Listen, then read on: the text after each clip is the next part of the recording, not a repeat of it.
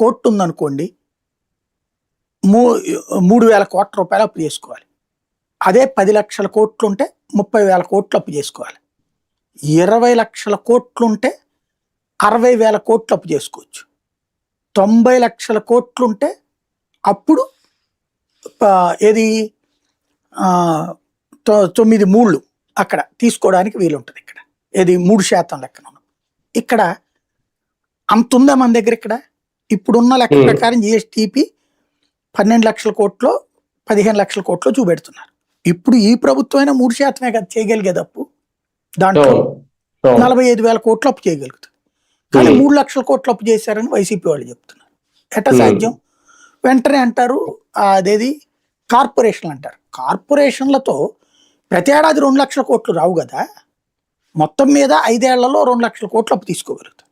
అది తీరుస్తుంటే మళ్ళీ వస్తాయి. అంతేగాని రాష్ట్ర జిఎస్డిపితో సమానంగా దానికి ఏమివ్వరు అప్పులు.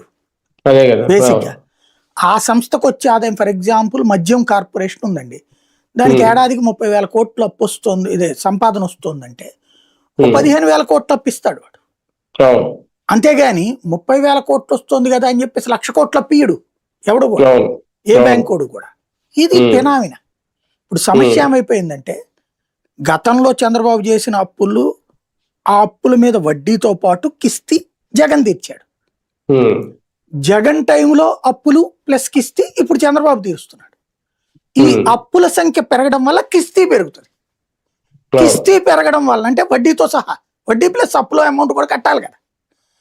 ఈ పెరిగే క్రమంలో ఏమైపోయింది అంటే జీతాలు ఈ అప్పులకి డబ్బులు వెళ్ళిపోతున్నాయి.